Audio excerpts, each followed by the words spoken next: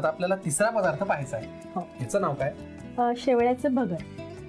शेवळ्याचं भगर म्हणजे आता गाडी व्हेज कडे आलेली आहे. बर, काय हे शेवळ्याचं भगर म्हणजे? पावसाळ्यात एक वनस्पती येते. पहिला पाऊस जेव्हा पडतो तेव्हा ती जमिनीतून उगवते. बर, ती नंतर काही दिसत नाही, पण ती आपण वाळवून ठेवू शकतो. बर, जेणेकरून आपण नंतर आपल्याला जेव्हा ती भाजी हवी असेल त्याचा वापर करू शकतो. पण ती किती दिवस टिकते ती शेवळ्याची भाजी? डीप फ्रीज मध्ये वर्षभर टिकते. अरे वा, म्हणजे पुढचा पाऊस येईपर्यंत टिकू शकते.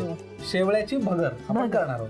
ठीक आहे, मग यासाठी लागणारं साहित्य काय ते आम्हाला सांगा. भाजलेला रवा, बारीक चिरलेला कांदा, चिंचेचा कोळ, गूळ घालून, ओलं खोबरं, शेवळ्याची भाजी, दालचिनी पावडर, हळद, तिखट आणि मीठ. शेवळ्याची भगर साठी लागणारं साहित्य काय ते आपण पाहिलं.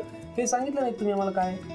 ही सुकवलेली शेवळी आहेत जी पावसाळ्यात मिळतात, चिरून ही सुकवून ठेवली. अच्छा, ही म्हणजे आम्हाला दाखवायला ठेवली ना तुम्ही. बरं, ही अशी ती शेवळ्याची भाजी असते. त्याला ही उकडून घेतलेली आहे. उकडून घेऊन त्यातलं पाणी काढून. आणि आता आपण करतोय शेवळ्याची भगर, बरोबर ना? बरोबर. साहित्य तर आपण पाहिलं होतं. कृती आपल्याला करायची. काय करायचं सुरुवातीला? तेल आता पॅन मध्ये तुम्ही घाला. बस बस. पुढे तेलावरती आपल्याला आधी शेवळी आहेत ना ती थोडी परतून काढून घ्यायची. बरं, मग तेल गरम होईपर्यंत मला सांगा, हे तुम्ही शिजवून घेतले म्हणाल? हो, हे शिजवून त्याच्यातलं पाणी. बरोबर, पण कसं शिजवलं नेमकं? पाण्यात घातली ही आणि उकळी येऊन दिली आणि पाणी काढून टाकलं आणि पाणी काढून ती पिळून घेतली. बरं, ठीक आहे. तेल गरम झालेलं आहे. पुढे काय करायचंय? ती शेवळ्याची भाजी आपल्याला थोडी परतून घ्यायची.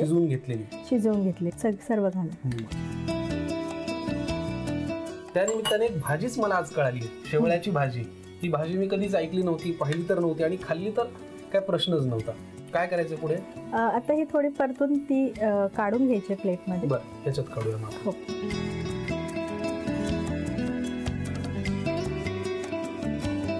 शेवळ्याची भाजी आपण थोडीशी परतून घेतली आणि काढली. पुढे काय करायचं? आता तेल अजून थोडंसं तेल टाका आणि त्यावर आपल्याला कांदा परतायचा. बरं, बघा बरं. बस, कांदा घालूया. हो, कांदा घाला. कशासोबत खायला छान लागते ही भाजी? हे आपण उपमा वगैरे कसं खातो तसंच खायचं. हो, बरं, म्हणजे त्याची पेस्ट तयार होते. म्हणजे उपम्यासारखाच तयार होणार हा पदार्थ. अच्छा, ठीक आहे. कांदा परतून झाल्यानंतर पुढे काय करायचं? कांदा परतल्यावर त्याच्यात आपल्याला हळद, तिखट आणि चिंचेचा कोळ. या तिखटातही काही मिक्स केलंय? ही मिरची पावडर आहे, फक्त मिरची पावडर. ठीक. चिंचेचा कोळ किती लागणार आहे? हा टाका. बस, ही शेवळी. आता हे घालायचं. म्हणजे मग अशी आपण परतून घेतलं होतं तेलाने. पुढे आता आपल्याला मीठ घालायचंय. बर, रानात येणारी असो किंवा रोजची असो, मिठाची गरज सगळ्या भाज्यांमध्ये असते, हो की नाही? पुरे. आता काय घालायचंय? आता भाजलेला रवा घालायचा. ओके. किती लागणार आहे? हा, घाला बऱ्यापैकी, अर्धी. बघा. पुढे काय? आता खोबरं घालायचं. किती लागणार आहे बघा. हो, बस. पुरे. आता हे पूर्ण एकत्र करून त्यात पाणी घालून ते शिजवायचं. ओके. आता पाणी घालायचं. किती लागणार आहे? हो, लागेल. बस. आता आपण याला झाकण ठेवून वाफ काढायची. किती वेळासाठी? एक 15 मिनिटं लागतील याला वाफ यायला.